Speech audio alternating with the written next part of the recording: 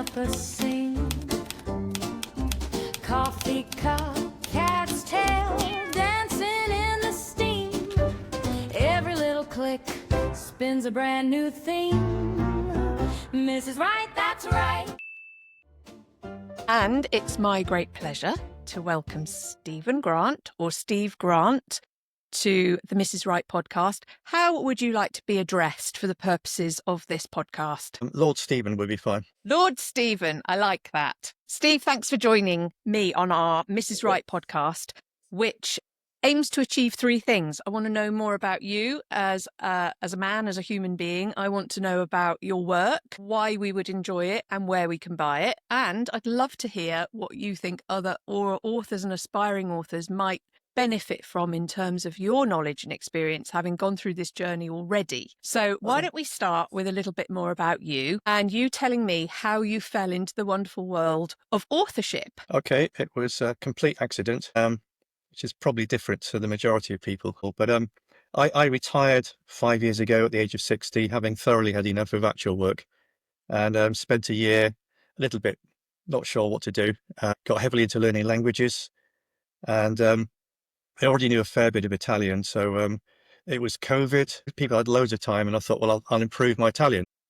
So I joined an exchange platform where you get to talk to native speakers of whatever language you're interested in and exchange. So I was probably spending about 12 hours a week conversing half in Italian, half in English with these people. And what I learned quite quickly is that if you want to learn a language properly, you've got to get the grammar right, and you've got to therefore write it down so that native speakers can check it in detail. You know, the exact spellings and word endings, accents all matter if you're going to learn it properly.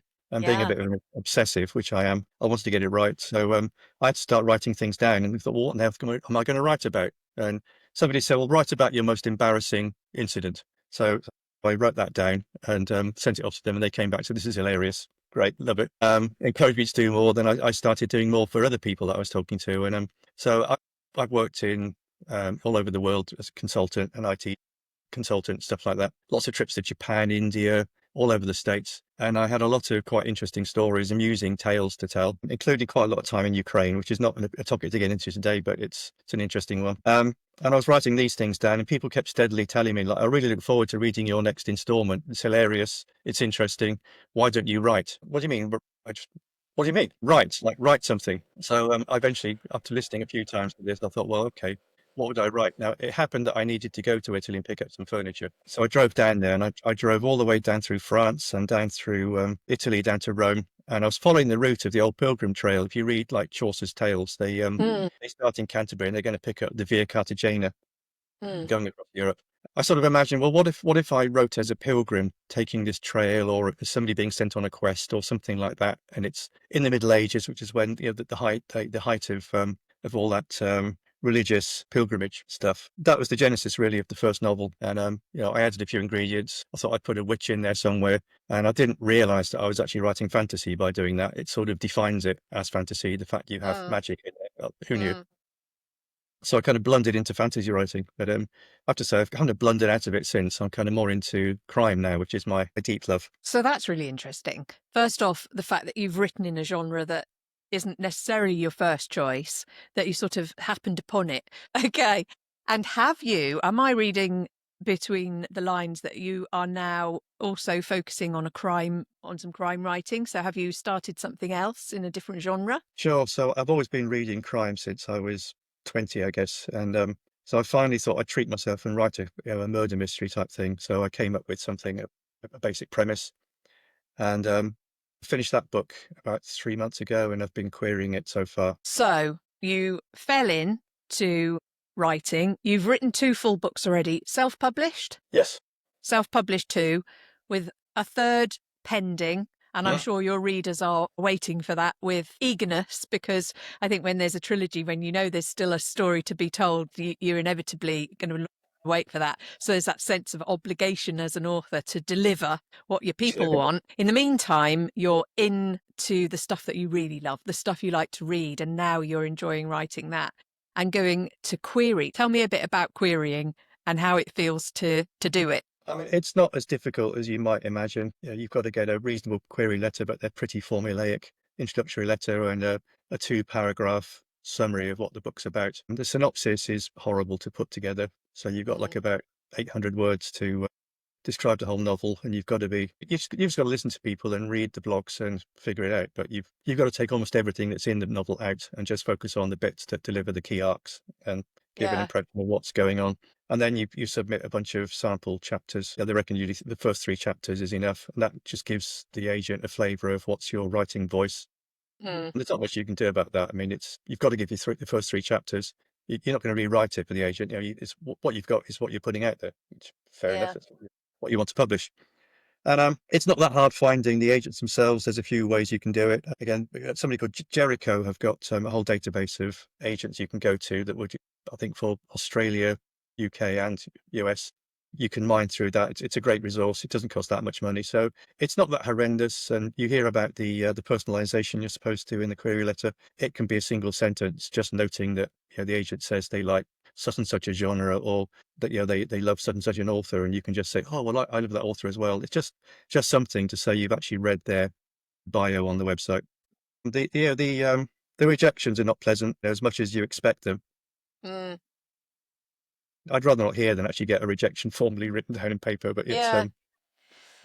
it's not nice, but it's So I think that leads me to my next question. And, speaking from personal experience, writing the book was fun. I even enjoyed the process of editing it and getting the book cover done and all that kind of stuff. And then the nerve-wracking bit, your emotional well-being through the process of essentially exposing your art and exposing yourself to the public at large.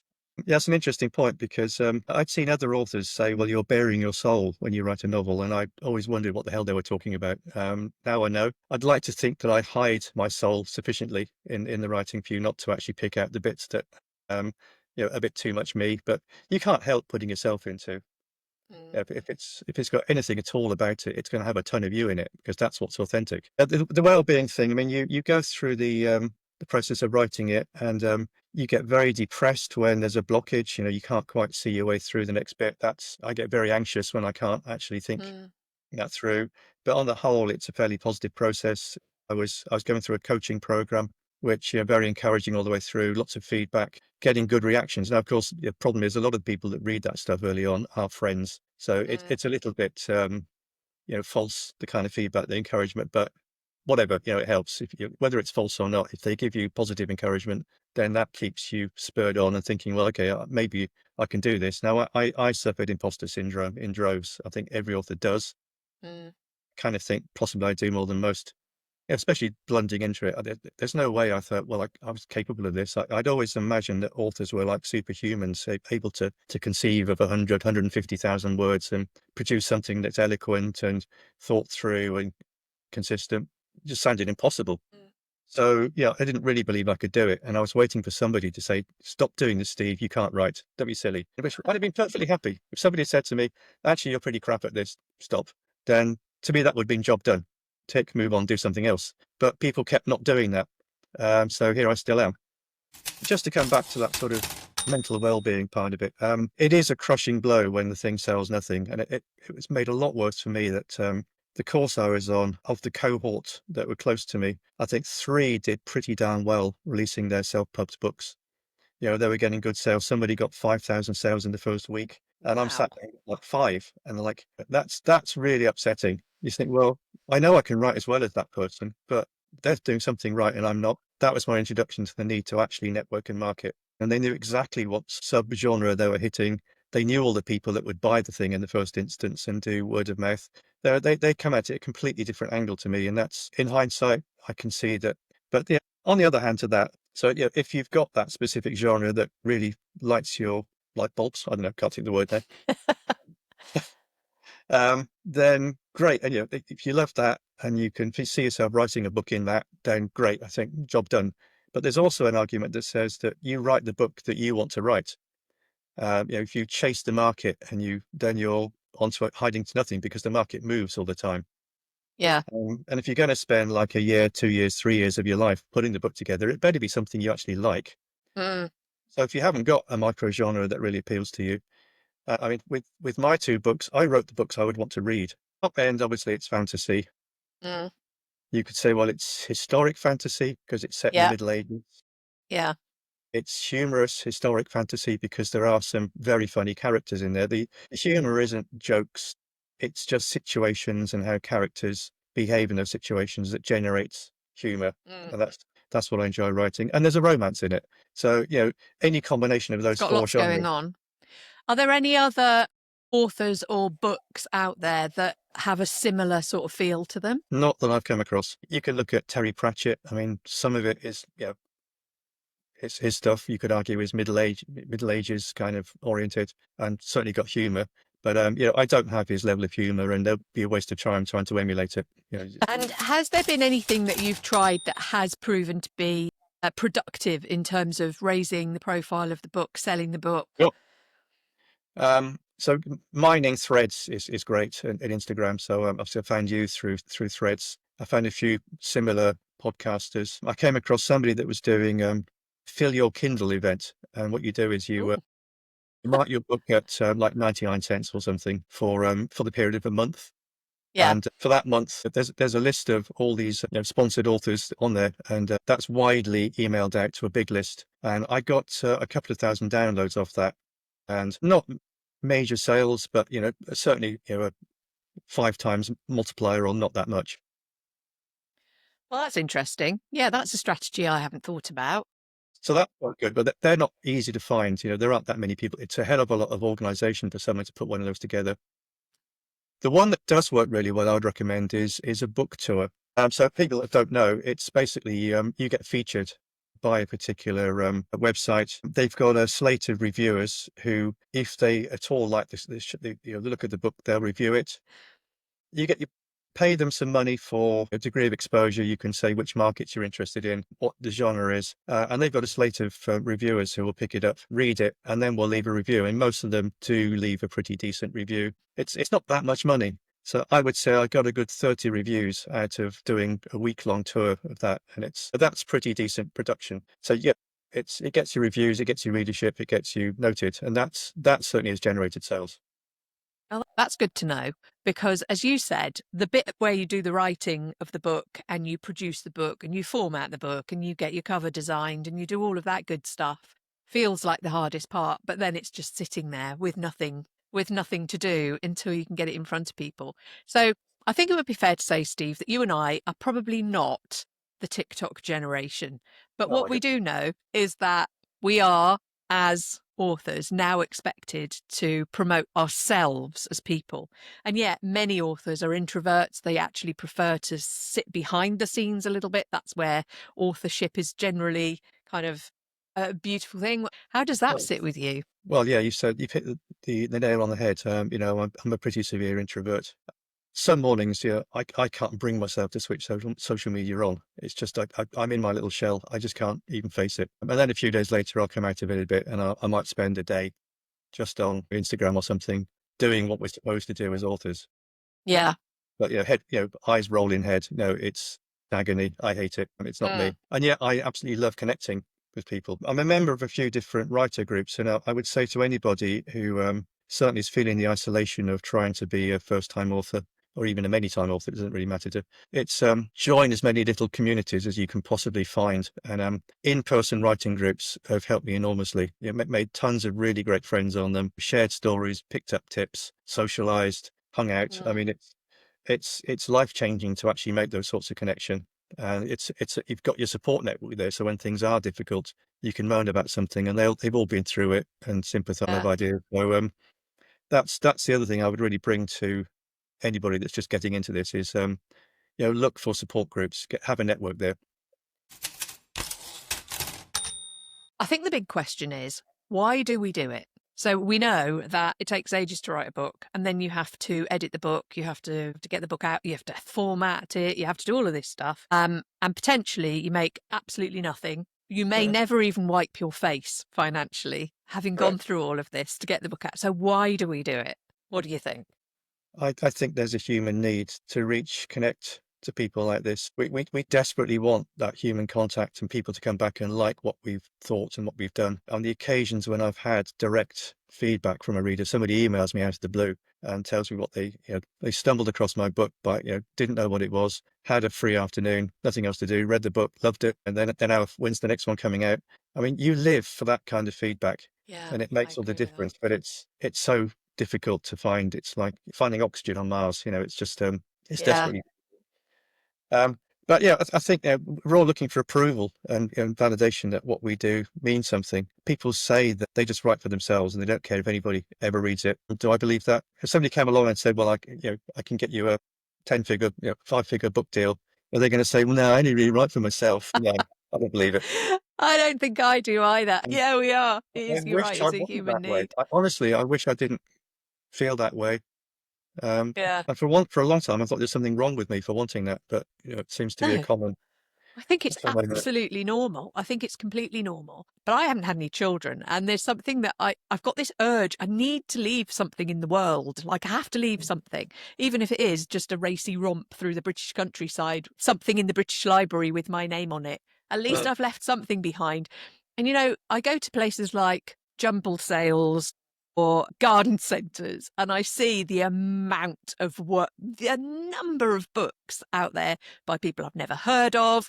There's just billions and billions of books. And here we are just kind of floating around in this sea with a billion other people. But you just made the point that really hits me in the heart. If you can connect with one person and they have spent a joyous day reading your story and they felt sufficiently comforted or entertained by it to write to you and say so, that's a lovely thing.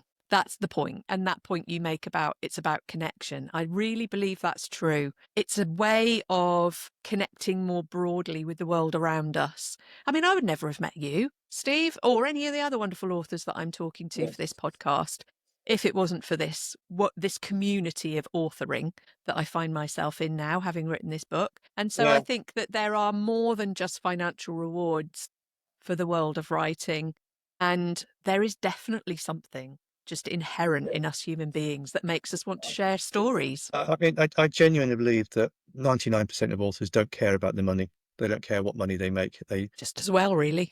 They want that connection. I come back from a writers group, and I'm kind of glowing from the contact and the sharing with them. I guess in times gone past, people got that from religious meetings, but that's that Yeah. is that You is find your community wherever you can, don't you? And it is that sense of being in your tribe, finding your tribe. That's the thing. So tell me, Steve, if we were at a dinner party together, we'd never met before, and you were telling me about, let's say, your first book, the first book that you have written and you've published. And I said to you, oh, that sounds interesting. Tell me more. How would you describe it? I've gone through what the genres are, but sort of talk a little bit about the story itself. So we've got a young former monk kicked out into the world because he refuses to take religious orders because he finally decides he can't actually swallow the doctrine that he's expected to believe. So he's basically an atheist in a monastery, and it was commonplace in the Middle Ages for families to give up their youngest son to go join a monastery from an early age and be trained as a monk, be trained with calligraphy and Latin and all the rest of it. So it's quite believable that this guy would have gone through it, but he's kicked out because he doesn't want to follow the rules. But he comes out with a deep understanding of philosophy and geometry and all kinds of different cerebral arts, and he thinks, well, I can confront anything with this knowledge. It's fantastic. The world will pay attention to me, because he finds it somewhat different. He gets a job as an apprentice messenger in a major castle under a lord, and because he accidentally poisons all the other messengers, he gets sent on an important message to send a message to the king. And whilst he's at the king, he wanders into the main king's chamber by mistake because he's lost and doesn't know what he's doing. And suddenly finds there's a bunch of daggers pointing at his throat, and gets hauled off. And he's about to be basically tortured and killed. But the court jester has a need for a fall guy in one of his schemes. And so Fedor, the court jester, has him rescued and sets up this bogus quest to a faraway land where a quest needs to go to get aphrodisiac water for the king, who is troubling to have children. But that's not actually the quest. The quest is hidden underneath layers of subterfuge that Fedor Yeah. he's That we need to read the book to find out about. So he's the ultimate manipulator. I kind of thought, well, it'd be fun to have the antagonist also have their own antagonists. So he's got the king is just horrible to him. and has no appreciation whatsoever for the cerebral side of what Fedor does, which is what he really enjoys. He's a show don't tell king. He just wants Fedor to fall in his ass or collide with the door frame, but not to tell an elaborate joke or, sing a song. And then he's got his witch mother on his back also, who is vicariously trying to gain power through the fact her son is at the fine top court in the land. So he's being pulled in different directions by these people at the same time as having to try to also manipulate our hero called William and get him on this quest. So you've got all these people like kind of at loggerheads, and it's really about, well, can William figure out what's actually being asked of him in time to survive? And I guess the fantasy element. Yeah, well, I won't spoil that side. No, don't give away too much. We need to learn about it by reading a book. But you know what? When you talk about it, you absolutely light up. I have to know, did you a plotter or a pantser? Did you plot it all out before you wrote it, or did it the characters just develop themselves? It was definitely a discovery the first time. So the first draft was completely pantsed because I didn't know any different. And finished that off, sent it out to beta readers and got slaughtered, absolutely crucified by the beta readers. And Ouchie. that was brutal. But what I've learned quite quickly is that the worst beta readers are actually the best. So the most, the worse the feedback you get from a beta reader, the more useful it's likely to be. Yeah. You get whacked by this thing. You can't bear yourself to read more than a paragraph at a time. And after about 3 days, you've just about recovered from the shock and read it properly and think like, yeah, okay, yeah, all right, yeah, okay, that point, yeah, oh shit, yeah, that one as well, all right. And suddenly all the things you sort of knew were wrong with your writing are just there. So then I rewrote the whole thing. Wow. Yeah, Literally. literally the whole thing. I kept about 10% of the words Wow. because none of it made sense. I mean, that's the trouble with pantsing. I don't knock pantsers, but I firmly believe that you can only do that if you are prepared to then heavily revise what you've got, because it won't really have that kind of thematic coherence. It's not that well thought. It won't be that well paced. There'll be a million things wrong with it. And I can pick up a book and know that it's been pantsed and know that they didn't go through that editing process afterwards. And I won't Yeah. get more than about 3 chapters in because it's just, you just know this has not got anything behind it. It's not, there's no Yeah. substance there. It's a facade. I mean, you get better at planning scenes as you come to them. You get better at understanding, right? Well, I've got to have a source of, I've got to get a key piece of information out in this chapter, but I can't just list that information. I've got to then wrap it up in some tension, some conflict, some kind of, and conflict takes many forms. It's not just fighting or arguing. It can be, very often it's the person's own internal conflict. And that's very often the more interesting version of it anyway, we're doing, or, they're conflicting with their own morals. They're having to make decisions they don't want to. I mean, that kind of stuff, I find leaps off the page when you get it right. So yeah, arguments are fantastic. You've got 2 people with contrary objectives that are opposed and they're having to battle it out. And, that's one form that you can write. But you begin to learn after 3, 4 novels that without that kind of ingredient in each scene, nobody's going to read it. But you don't know that when so it's, No. in That's my, really, really, really good advice, actually. It's making me reflect. So that is such good advice. I think I need to look at each of my own chapters and ask myself where the point of interest is in this chapter, rather than, I think the boring ones are just like scenery, if that makes sense. They're just sort of scenery, but they're not really doing anything. there's absolutely nothing wrong with writing that, because in your first draft, it doesn't matter any of Mm. that. So if you just need a piece of filler that takes you from one point to the next and just answers a basic need, fine, because on the next draft, you'll find an engine of confusion or something in there to throw in that will make it more interesting, or you'll cut it. It's Yeah. one of the, and you can easily kind of just compress an entire 2 pages worth of text into a single paragraph that you put Mm. later in the book. Yeah. There's so many ways of modifying that. So don't beat yourself up that it doesn't look that interesting. It will be when you've done with it. Thanks. I appreciate that Believe bit of reassurance. believe in your approach. Every day is a school day, though, isn't it? Yeah, it is. So I've kind of landed on a process that works for me, and it's not to say it worked for anybody else at all, but I tend to write the opening, which is always the easiest bit because all the ideas will carry you. You kind of an idea of which characters you want and the basic scene setting and inciting incident, and the opening tends to be pretty quick, and you can get to 10,000 words, without too much effort. And then it's like that oh shit moment, like I have no idea what happens after this. What I now do is I list the 10 questions I would least like to answer on a piece of paper, and I'd drop it put it in a drawer for 2 days and come back and write, now I've got to answer these questions. And you'd be surprised at how quickly those answers come to you. You kind of realize, well, if that's there and that's like that, then this needs to happen. And it starts to kind of emerge, and it's taken all the stress out of that plotting the middle for me. Yeah. So it's just one technique people can use. And do you have a schedule? Do you have like a time when you write and a time when you don't? Do you give yourself targets for numbers of words? What does it look like, your writing life versus your other life? I'm an early riser, so I usually get up at 6. I try to get into I've got a cabin outside in the garden where I hide from the world. I've realized that if I don't start writing as soon as I get up and do something towards the book, I probably won't get around to it that day because life happens. Yeah. We do dog sitting, we have grandchildren, lots of other things going on. I'm easily distracted, so easily. Can so relate to that. Oh, it's horrendous. I'm fascinated by all kinds of things. Politics going on is unbelievable these days. Yeah. I love history. So yeah, so that's something I've learned. Again, not everybody has the luxury of doing it that way. I get a lot of people are coming home from work and already tired and trying to carve out a bit of time, and I sympathise. I had a job once. Still wake up screaming at the thought of it. And if you hit a block, if you can't see a solution or you don't know what's going to happen next, what's your go-to activity that helps you to release your brain into a state of creativity again? I think it's like I said, it's just write down a bunch of questions, comments, and come back to it later. And it's usually it unblocks itself pretty quickly with that. It just works for me. Yeah. Target wise, I mean, word target only makes sense while you're in the drafting phase.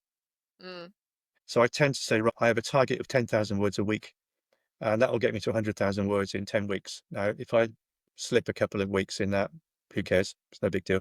But it's sort of that momentum and that feeling of like, well, I need to get this done. It gives you that push. But after that, word count means nothing because you're cutting probably more words than you're adding subsequent drafts. And okay, I mean, you're going to have to rewrite some chapters. There's going to be things you need to insert for it to make sense. But you can't word count that stuff. So word count only matters, I think, in the first draft. It's perfectly valid to write a completely crap first draft and then edit the Jesus out of it. So that is another really brilliant piece of advice. And it was actually one of the things that finally got me to finish a book was just write it. So yeah. I think I might have mentioned this before. I did a BBC Maestro course that was delivered by Lee Childs, and he was just talking to the camera. It wasn't like an interactive thing or anything, but he said, just write. Don't keep going back over and rereading and editing your chapters or you'll never ever get it finished. Just keep writing until you get to the end. Your first draft is not your book. That hasn't left me ever in the last 3 years. So now when I am writing, sometimes I have to reread the last chapter just so that I can remember what I was talking about before a week's worth of work got in the way. But other than that, I just think this is not the book. This is just the first draft. So in terms of golden nuggets, thank you for that. For other authors that might be listening to this, your first draft is not your book. It is just your first draft. Agreed. Tell me, how much research did you do for the first book? I mean, was it all from your own experience, or did you have to go and read around a lot of stuff and pull things together? That is a very interesting question. My book is it's a book about somebody trying to manage life transitioning from one class system to another.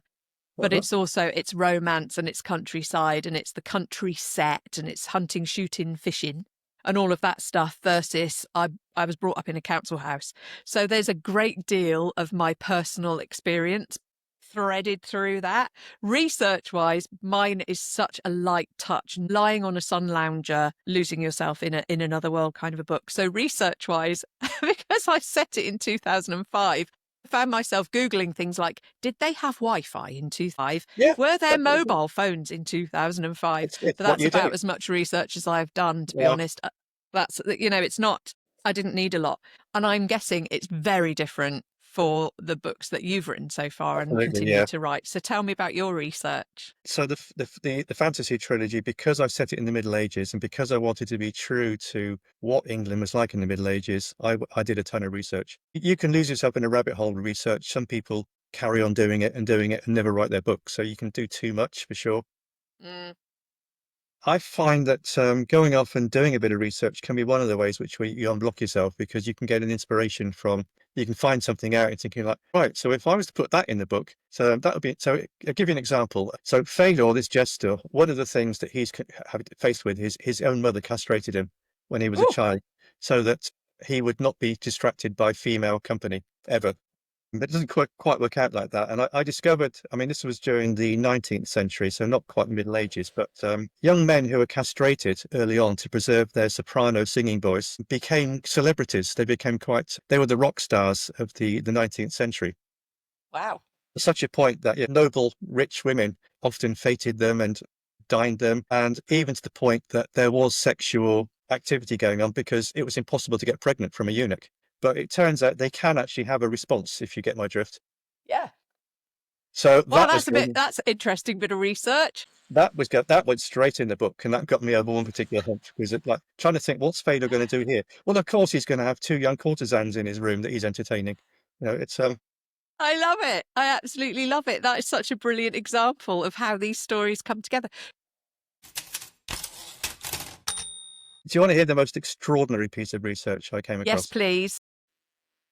In our modern world, you might go to a capital city because it's got a great art museum and it's got a fantastic castle or palace or something in it.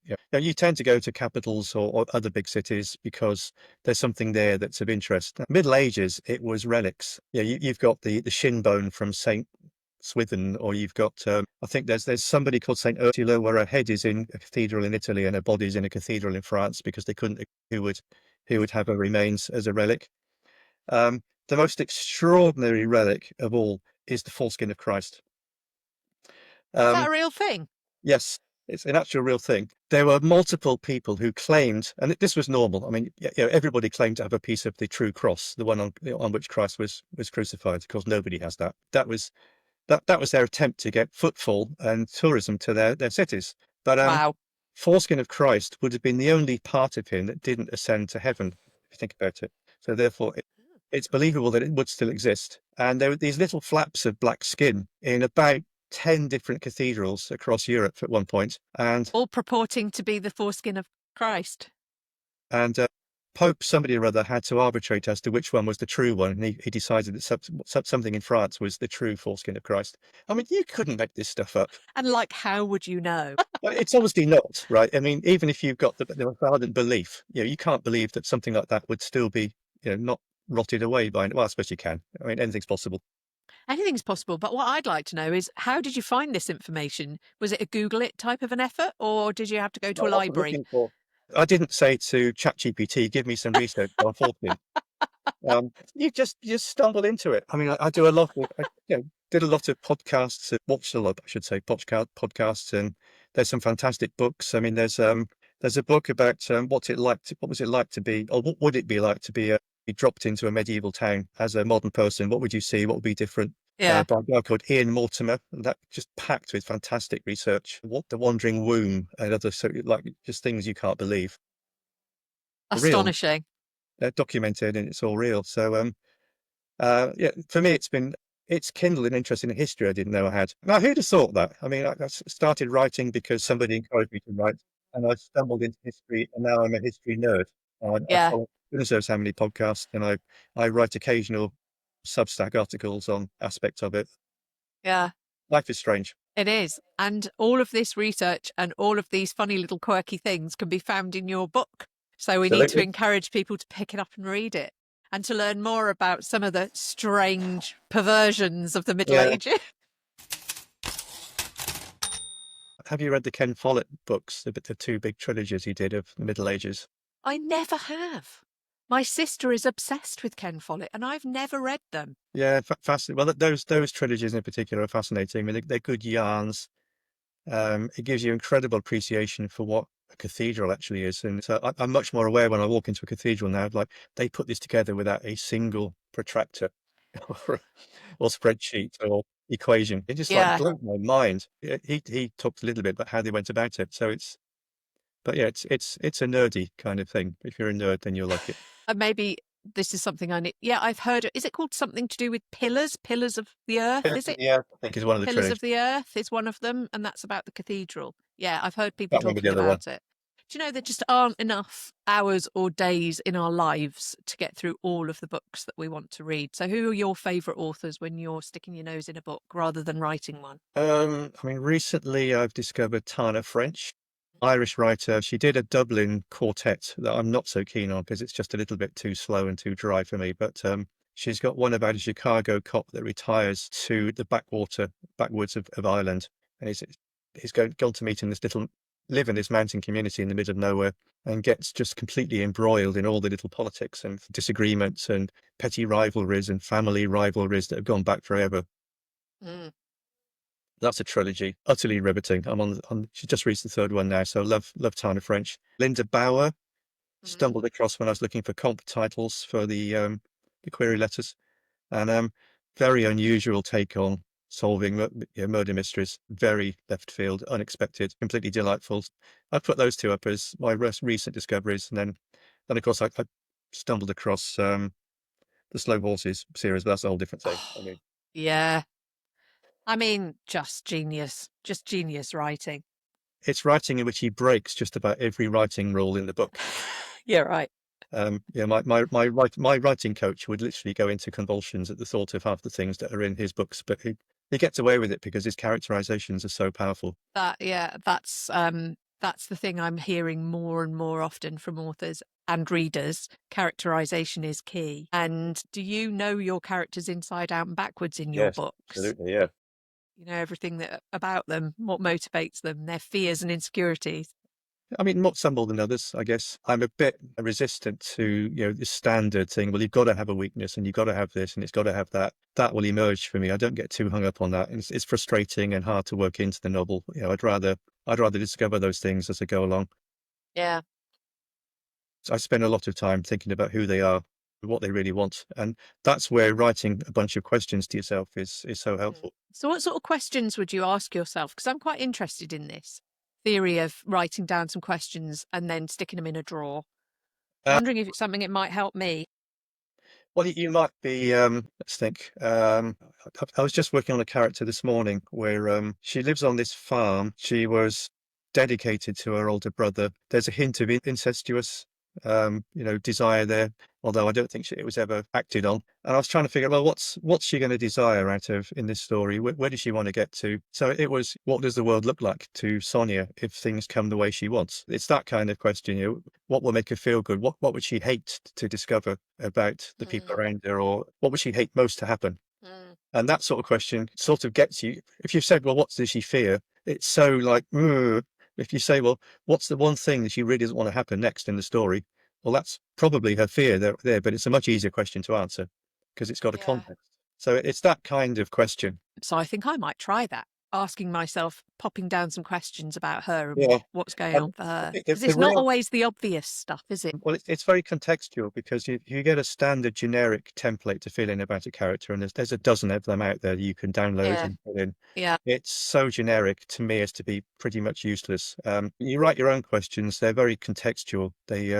They apply to that. You might have got a third of the way through the story, and you think, well, this character's turned out to be more significant than I thought. So really, I better have a better idea of who they are. So Yeah. so then you're going to write a bunch of questions. They'll be focused on where that person is in their life and their impact on the story. So they're not like this generic airy fairy stuff that you've got to try and. Mm. I mean, I've looked at these templates and I can't think of a fear. I could write something random. It wouldn't mean anything. It's just I hate that. It's for me.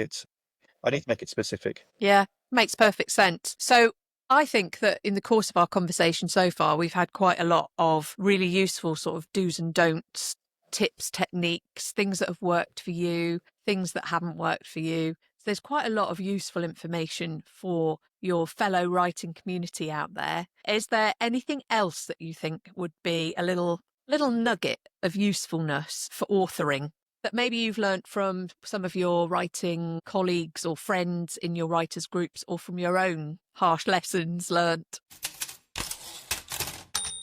I would say to get involved in doing beta reads for people, and so Ah, sharing manuscripts like that, you learn a lot. You see other writers, the sort of point they are in their writing journeys. There's a joy in helping other people get to where they want to be. Although it's a tricky art, is beta feedback. It's so easy to say something the person doesn't take the right way. I've got a lot from doing beta reading, and I've made a lot of really great friends from it. mm, And usually it's a swap, you do an exchange. So see, and so that plays into the greatest tool a writer has is feedback. The single yeah. greatest tool. Find it wherever you can. Anybody that knows anything about writing can help you. People that don't know about writing. I mean, I put this first murder mystery called Mortified, by the way, out to a couple of friends who have no interest in literature at all. Just said, look, straight off, how does this play to you? Would you read a sequel? Would you say there's any point in me writing a sequel? And how did it grab you? They both enjoyed it. They both had really good comments. And it doesn't have to be somebody that knows literature to get that kind of feedback. No, absolutely right. It's interesting when you hear other people's perspective on your characters, for example, what they think's going on for them and what they think they look like and Oh what yeah. they think is causing their behavior to be the way. And it's not what you think, but that doesn't matter. It's what they think that matters. Oh yeah. People take such different things from your writing to what you ever envisaged. It's like Yeah. somebody wrote a review with all these things about what he thought I was doing thematically, and I thought, well, I didn't think of any of that stuff. Like, sorry. Wow, All that's right. brilliant. I should remember that for next time. My favorite moment ever writing was when I did a presentation of the book at a local library, and two people came up to me, father and son, and they were quoting lines from the book to me. Oh, My job is done. there you go, you see. There you go. So we live for it. You live for We that might stuff. be struggling to get ourselves out there, but we are doing it and we are getting that feedback. Mm, And all power mm. to the indie author. But I hope you get that. I do hope you get that traditionally published contract through for. Remind me again of the name of your crime fiction that you're writing. So I've got Mortified. So Mhm. I'll give you the premise quickly on this one. Yes. There's an undertaker who's the protagonist, goes to collect a body on a Friday afternoon out in he lives in a small market town in Oxfordshire. And he goes and collects a body. It's a routine case. It's a coronary. He's got a death certificate. He's a bit distracted. He's a widower. He's not long widowed. He's not on his top of his game. So he's not particularly doing a great job, but he's just about getting by. Stashes the body in one of the fridges to be processed the following week. So he's going to embalm the person and do all that stuff next week. Goes on for the weekend, gets a call out in the middle of the night, 2 a.m, phone goes, your premises have been broken into. Can you please come down and sort it out? So he gets a taxi and goes down there and enters the place and okay, well, the door's part open. So somebody has been in here.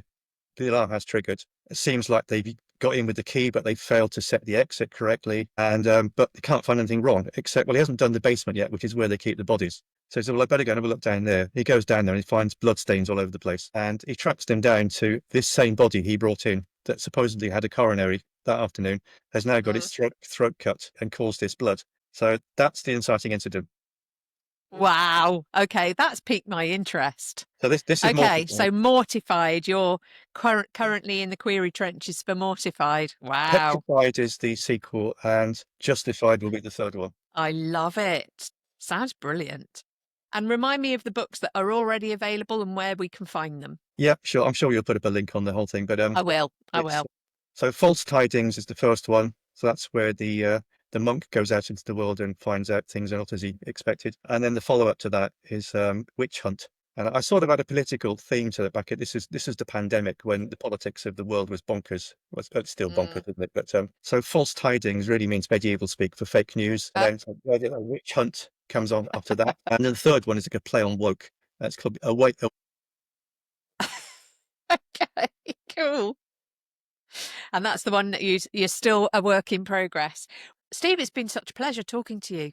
Thank you for taking the time to share not only your own work and your own journey, but also some really golden nuggets that I think genuinely I found really useful as a writer. And I've been scribbling while we've been talking about some of the things that you've said that made me think about the way that I write. But also, I've appreciated your very candid view of the world of writing and self-publishing. I wish you all the very best with your querying. Let's keep in touch. Let me know how you get on with Mortified. And thanks again for taking the time to share with us on our Mrs. Wright podcast. It's been a great pleasure. Thank you, Mrs. Wright. I appreciate the time. The opportunity.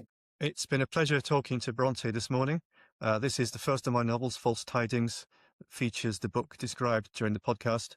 And this is the sequel, Witch Hunt, that follows it up. Both are fantastic reads. I heartily recommend it, as does my wife, one of my best friends. So, thank you. Bye for now.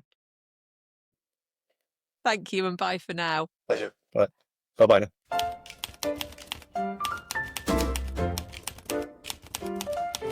Tap, tap, tap, she's lining up a scene. Coffee cup, cat's tail, dancing in the steam.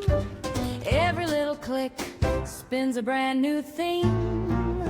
Mrs. Right, that's right.